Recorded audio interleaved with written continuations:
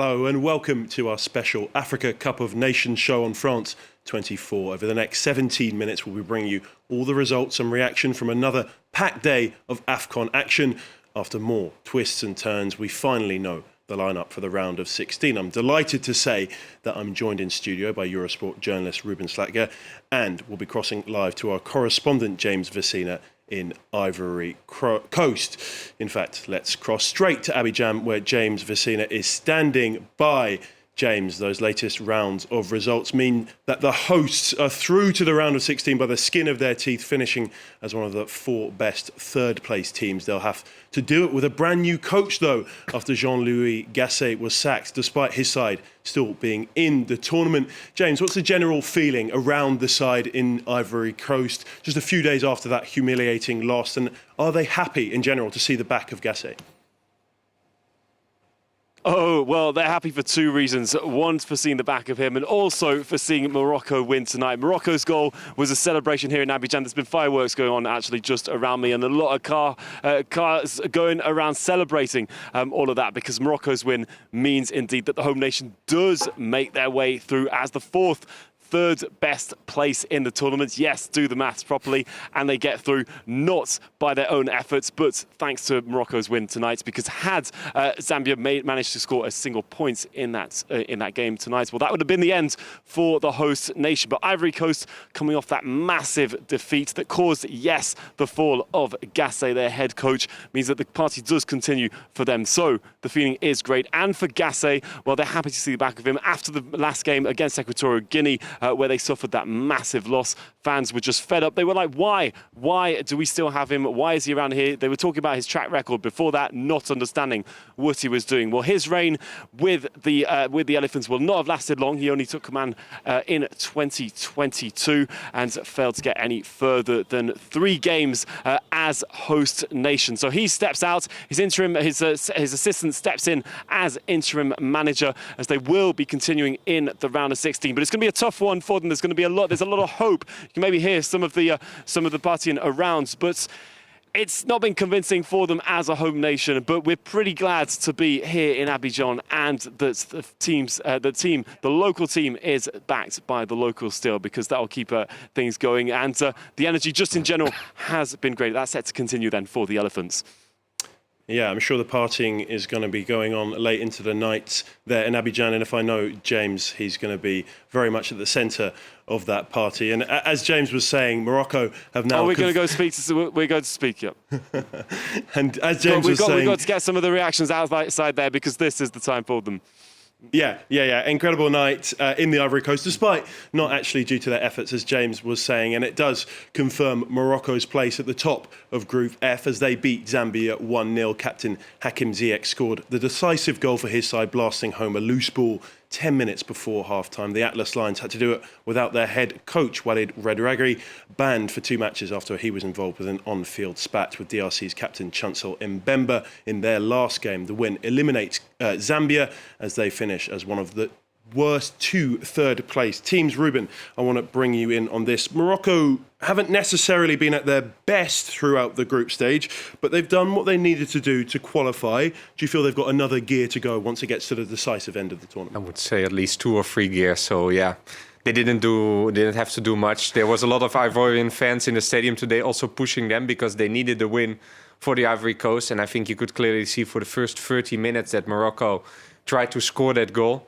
They made it, and then they also stopped playing, and Zambia was simply not good enough to pose them any problems. So yeah, it's a great night for the Ivory Coast. I think that Morocco will be really happy that there's no injuries. They could rest all their players who already got a yellow card, so that's also a good thing for them. So yeah, it's now a whole new tournament will start, and it's for them South Africa will be straight away a real test, because South Africa also has showed some pretty interesting football. You mentioned Zambia there, not quite good enough. Feels like a big opportunity missed for them, because Morocco weren't at the best. They did have a few chances, only needed a point tonight. It felt like maybe it was there for the taking if they had maybe a bit more quality in the final third. And would they have scored? I don't know if Morocco really would have reacted to go for a second. So yeah, there was an opportunity. But to be fair, in my opinion, I never thought that they really would score a goal. It was much more logical that Morocco would score the second on the counter attack. It didn't happen, but it was a golden opportunity. That's for sure for them. And sadly for them, it didn't work out. They have quality up front with Daka, with Banda from Lecce. I really like that player, but yeah, it just wasn't enough. Yeah, well, the group's other fixture saw the Democratic Republic of the Congo and Tanzania play out a 0-0 draw, enough for the DRC to scrape through in second place, despite not winning a group game. Tanzania, the lowest ranked side in the tournament, will be pleased with their efforts, drawing 2 of their 3 games, but just not enough to qualify for them. Quickly, on this Congolese side, it's hard to know where they are, aren't they, Ruben? Because they were quite good against Morocco last time out. They valiant. They really could have won that game against the favourites. The other 2 games, they kind of flattered to deceive a bit. Yeah, well, against Zambia, I also thought that they weren't that bad. It was also, the same thing. I'm not going to say it time and time again, but with a tournament with 24 teams and 16 going through, there wasn't a real need to win that first game against Zambia, and I think you really could see it during the game. Today also they just did what was enough. Also for them, a new tournament will start. They have a really interesting matchup against Egypt. Egypt not convincing until now. So yeah, I think that's a really 50-50 game. And they also know that after that they will play the winner of that game will play one of the 2 Guineas. So yeah, I think those 4 teams will really think that they have a huge chance to go into the semis. Well, let's go to Group E, and the big story is that Tunisia are out. They limped to a 0-0 draw against South Africa to finish rock bottom with just 2 points. It's been a bitterly disappointing tournament for the North Africans. They came in as the 4th highest ranked side, but managed just 1 goal through 3 games. The draw confirmed Bafana's place in the round of 16 as they finish runners-up in the group. James, I want to go back to you for this one. Tunisia were nowhere near good enough tonight, let's be honest, and throughout the tournament as a whole, it was a really poor performance from them over those 3 games, wasn't it? It was over all 3 games, and tonight just showed exactly what it was. Nothing, creating absolutely nothing. Look, we came into this, and we've had some pretty exciting games until then, and tonight, well, we've had some games with no one finding the net for the first time. Tunisia tonight, again, not deserving to go anywhere further. You'd see struggles from them, should they actually. So they're not in form for being able to come up against any further teams in another round. They wouldn't make it further anyway, considering that if they were going into a knockout stage. But it's one for them to forget for Tunisia. Of course, they've had all their issues around, but it's not been a convincing time. It's not been a good AFCON. It's one of those teams, again, we expect much more from them. Yesterday, we had, of course, another North African with Algeria crashing out again. Massive surprise from them. Jamal Belmadi, their head coach, also stepping down today. That's the latest from them. But overall, it's again one of those teams who expect to do so much better, but have not performed. And as we'll be talking about over, of course, the next few weeks, is, of course, the amount of effort and the amount of success that's come in from teams who weren't expected to do so good versus the bigger ones. And that's what's happened exactly to them today. Yeah, and Ruben, a good result for South Africa. They showed today that against Namibia last time out, that they have the firepower. They scored 4 goals. It was the highest scoring performance of the tournament. And they've kept 2 clean sheets in a row now as well. Although today they weren't pushed as much. Where do you see them? A little bit for me there, Leo. But Sorry, I heard James saying something. No, it's okay. Okay, yeah, sorry. We'll bring you in, Ruben. Yeah. James just always wants to speak. We'll bring you in for this one. Yeah, no. Yeah, I think that South Africa also already in the first game against Mali they were quite good. The first half against Mali was maybe the best half they played so far. Against Namibia, 4-0 was a bit too much in my opinion. Namibia had quite a lot of chances, but just didn't score. And today, again, they didn't have to do much more. Tunisia up front is so poor. Yeah, I'm sorry to say, but I think they could have played for still 2 weeks without scoring a goal. So that's where the Tunisian problem is. Also, just the fact that Tunisia, for me, is not... You got the idea that they weren't even happy to be there. They were almost happy to go out. South Africa, they could have won even today, but they played it safe. And also for them now, a second round, a new tournament. But just for them, it's a little bit... They're not so lucky because they will now face Morocco. And that's normally a huge favorite against them.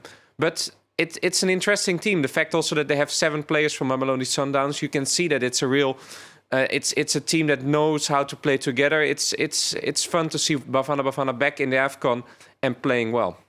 Yeah, and we'll just have to see how they go against those favourites. Of course, a massive challenge for them. Well, there had been no 0-0 draws in the tournament up until tonight. But just like London buses, 3 came along at once. Group E's other game saw Mali and Namibia play out a goalless draw. For Mali, it's job done, top of the group. And for Namibia, it's a dream come true. The underdogs, ranked 114th in the world rankings, were given little chance of progressing, but they've qualified for the round of 16 as one of the best third-placed sides. Ruben, what a story for Namibia. This is what major tournaments are all about, isn't it? The underdog. We love celebrating the underdog. And how many underdogs have we seen already? I mean, we can talk about Mauritania, Cape Verde, and now Namibia. And again, I have to say, fully deserved. The 4-0 against South Africa was really hard. So it would also have been harsh if they would have gone out on a goal difference.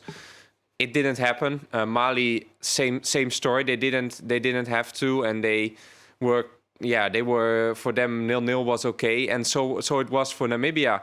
Yeah, you can't blame them. It's a fantastic result. Namibia is a great team. I really like to watch them play, and I'm also really looking forward to that next game, because now they will play in a derby against Angola. And again, I think that both teams will think that it's anyone's game and a huge chance to get into the quarters.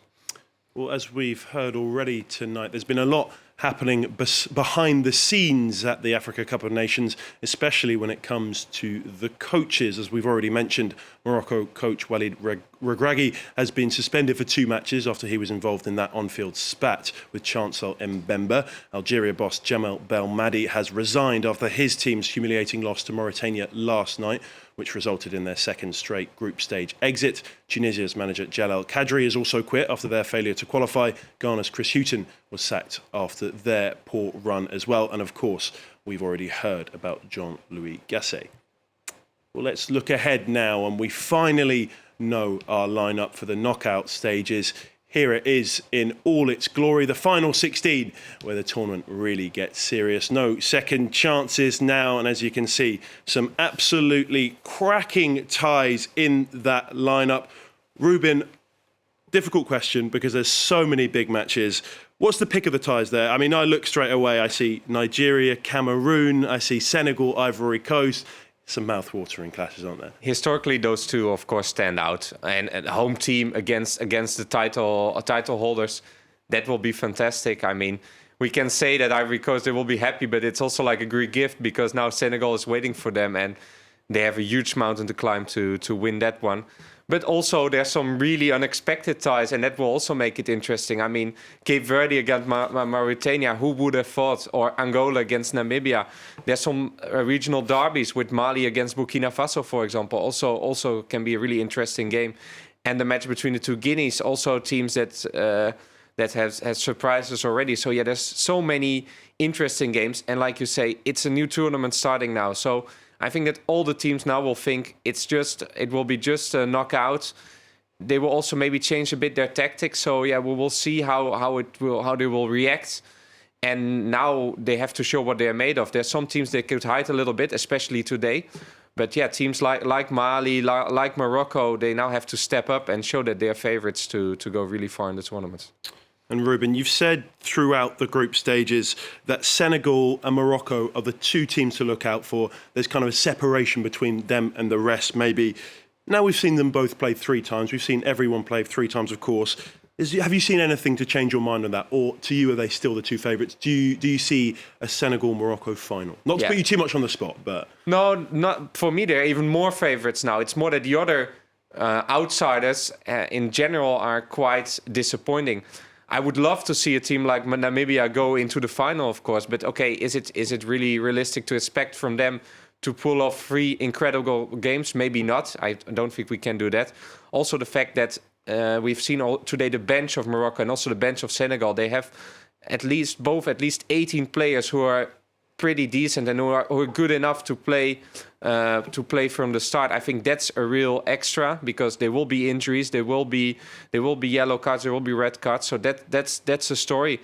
They are the favorites, but okay, they are also new. There's also a new tournament starting. We have seen a tournament with so many surprises. Morocco also against RD Congo. For them, it was not an easy one. DR Congo, sorry. So yeah, it could happen. But if you would put me on the spot, yeah, I would put my money on a Senegal Morocco final. Looking back at the group stages in general, who really impressed you? Who surpassed your expectations? Of course, we've mentioned Namibia, sides like that, and who really let you down? Who surprised you by how bad they've been at this tournament so far? Well, okay, we've already heard it a little bit with Tunisia, Algeria, Ghana, but all the stories are a bit the same, right? I mean, all the managers are gone already. It's an end of an era in many teams. Players who don't seem motivated anymore to play for the national team. I think that's really sad. I mean, it's such a beautiful tournament. You can see how much the fans are behind their teams, and if you then see how they perform, the Algerians yesterday, that was just shameful. Let's be honest. So yeah, that's on the bad side. We can also say that from the weaker teams, or at least the teams we didn't expect, they almost are all overperforming, and that's of course really nice. I mean, there hasn't been any real walkover game, or very few walkover games. We could even say a team like the Gambia, who lost 3 games but put up a fight in every game. So it was a very exciting group stage. I'm really hoping that we'll continue like this, and that we're not continue like we did today, because I'm a bit afraid that if they all start calculating right now, that would be really sad. But no, it has been until now an incredible tournament, and lots of fun watching it. Let's just hope we will continue like this. Well, let's certainly hope for more goals than we got tonight, Ruben, in the knockout stages. It can't be any worse, right? It can't be any worse, indeed. Oh, that's all we have time for this evening. Thank you to Ruben Slagter, who joined me here in the studio, and James Vasina in Ivory Coast. And thank you for watching. There's no games for the next 2 days, but tune in at the same time, Saturday, 11 Paris time, for all the latest from the Africa Cup of Nations as the business end of the tournament gets underway. Goodbye for now.